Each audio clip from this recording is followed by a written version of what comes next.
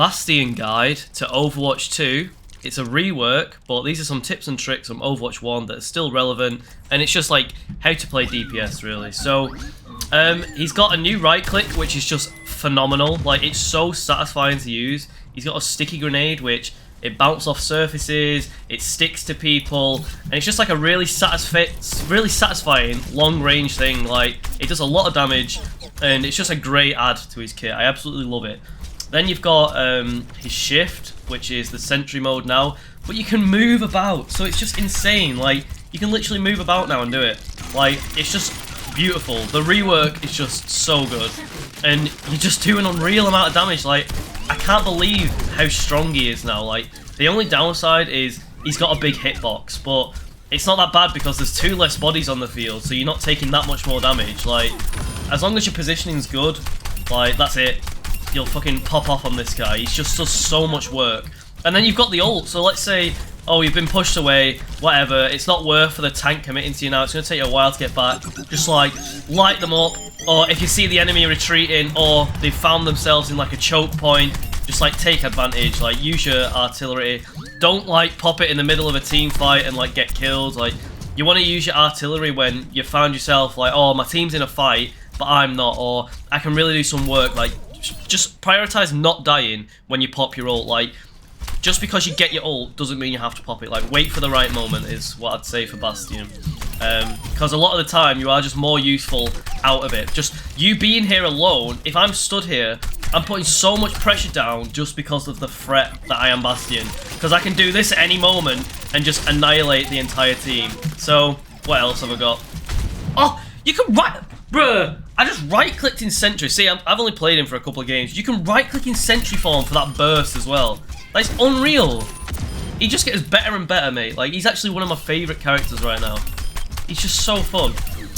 So what else? I think the biggest thing after your positioning is using your Sentry at the right time. So the perfect time will be when the enemy team is committed, and you don't want to start the fight with this because Zarya's going to have a bubble, Genji's going to have a deflect, blah, blah, blah, blah, blah. Someone's going to have an answer to you. So wait until the team fight has started, wait until the Winston's jumped, wait until the Genji is like dashed in and used his deflect. And actually, one of my favourite examples of this is, let's say we're like holding a corner and the team's pushing up. Zarya is going to pop a bubble and run forward. As soon as I see bubble, I'm like, right, 1, 2, 3, because what's she going to do? Like, obviously she's got 2 charges now, but even with 1 bubble, you're still going to burst through her faster than she can do anything, even with healers on her and your team backing you up. Like, it does insane damage. So, as long as you land your shots, and as long as you bait them out, like, just, you'll absolutely annihilate anyone. I don't struggle killing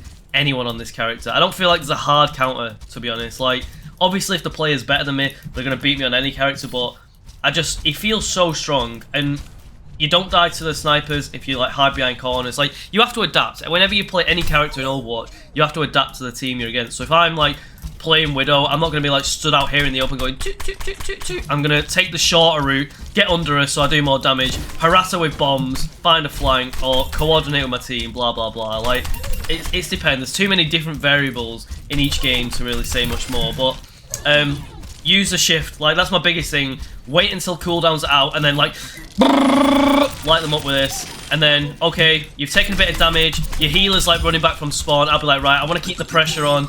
My tank's still going ham, he's not looked where his team is.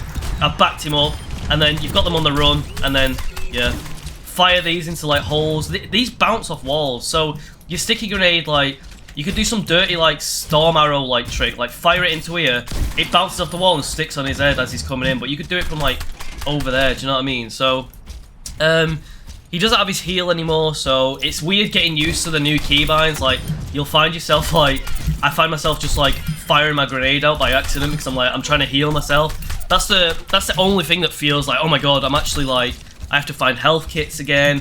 I can't go on the mad missions that I used to on Bastion because I don't have my self heal to like stay topped up doing flanks. So I'd say you do have to stick with your team more. Or at least like be in line of sight of your healers or like range of a Kiriko flash or something. So yeah, just be careful now that you don't have heal because you do take a lot of damage because your hitbox is so big. And I find Bastion is very easy to kill when I'm playing like Ashe, Soujourn, Genji. Like, if I do get in on him and he's not like prepared for me, I will just dumpster him. So, but at the end of the day, hit your shots and win. That's all it comes down to. Bait them out and then have fun. So, thanks for listening. Like and comment. Love you all. What do you want to see next? Peace.